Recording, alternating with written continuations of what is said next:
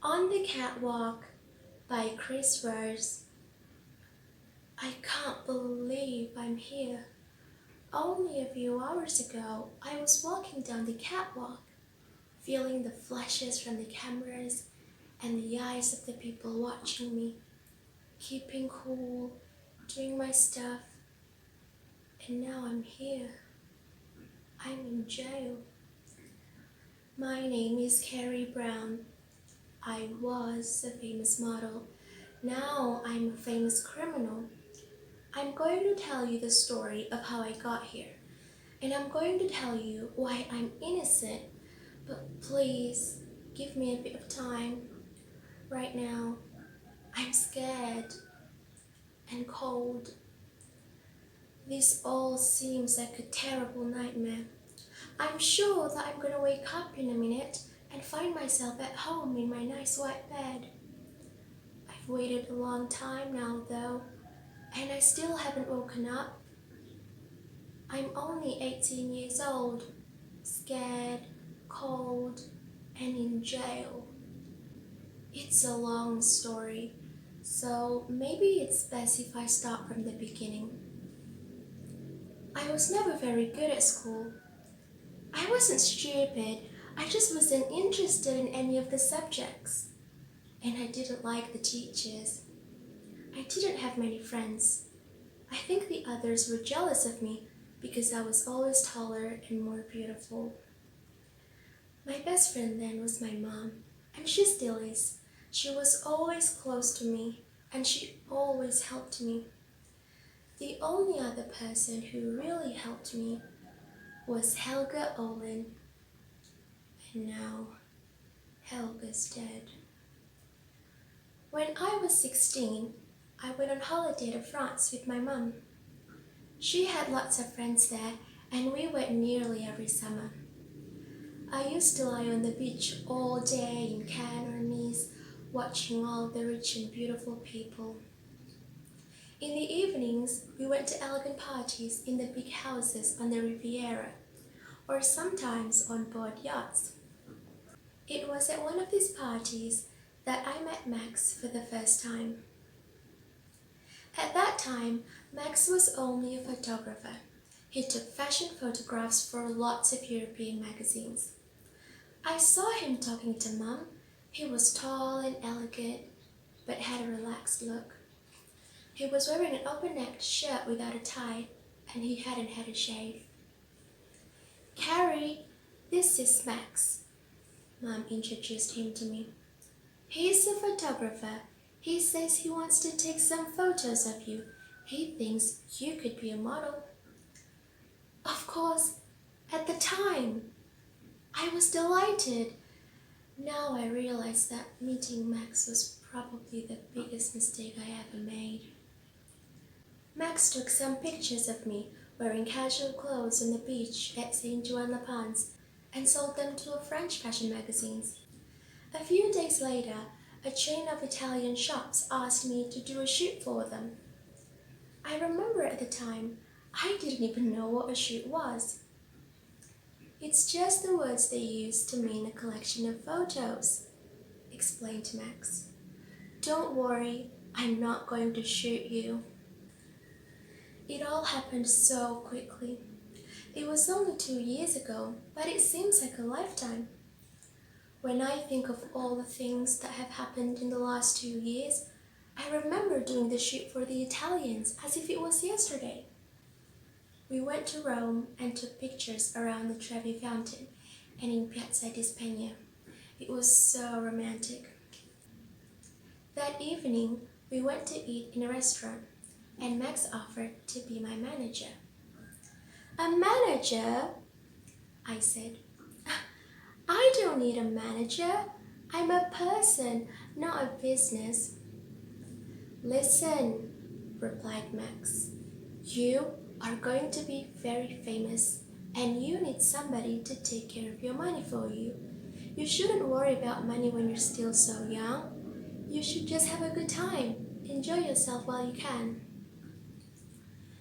Because I was still too young, Mom signed the contract for me. Max became my manager. I think think Max was a really good manager because after I had signed the contract, everything exploded. I was traveling all the time. In 1 week, I went from Paris to New York to Tokyo and then back to Paris. I never saw a house. I lived in hotels. We always went to eat in restaurants, but I couldn't eat what I wanted. When Max and Mom ate dim sum, pasta, sushi, or steak, I just had some salad and a bottle of mineral water. I was photographed all the time. At the beginning, I did pictures for magazines, all types of clothes from swimming costumes to expensive silk evening gowns to jeans. I think the high point was when I was on the cover of Vogue.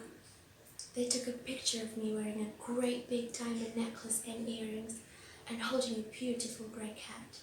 It was a fantastic photo. Mom put the cover of the magazine in a frame and put it on the wall at home. I don't know now if I'll ever see it again.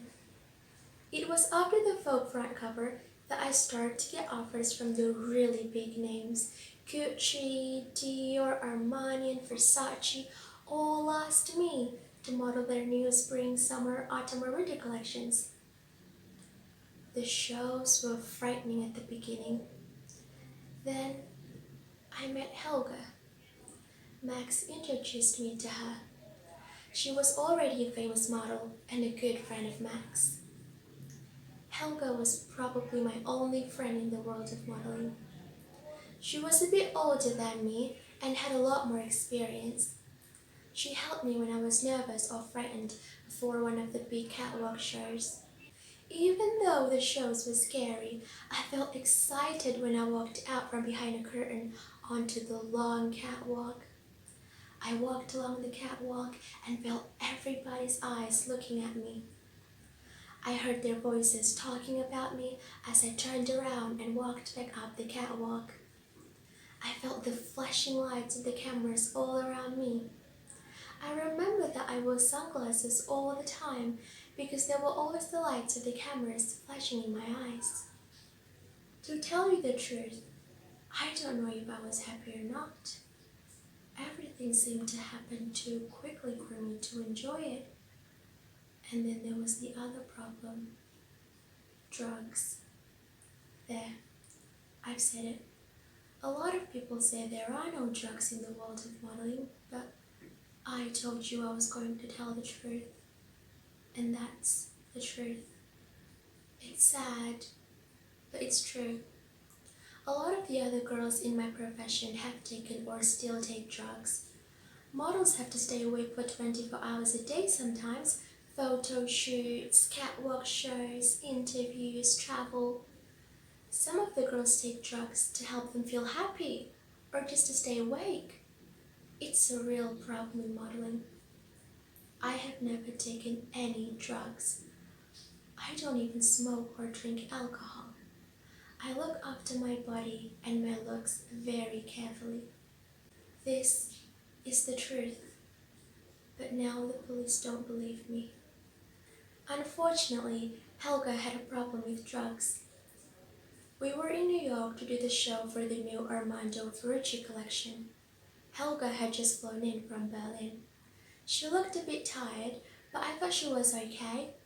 She gave me and Max a kiss and said hi to us both. Everything went really well. It was quite a small show, and there were only 4 models, including Helga and myself. After the show finished, the other girls said they were going to a party and asked us to go with them.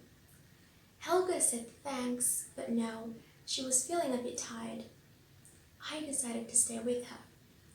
I went to call my mom and Max and left Helga in the dressing room. I was only out of the room for a few minutes. When I came back, Helga was lying in a chair with her eyes closed. For a moment, I thought she was asleep, but only for a moment. She felt cold when I touched her. I touched her wrist, and there was no pulse. I don't really remember what happened next.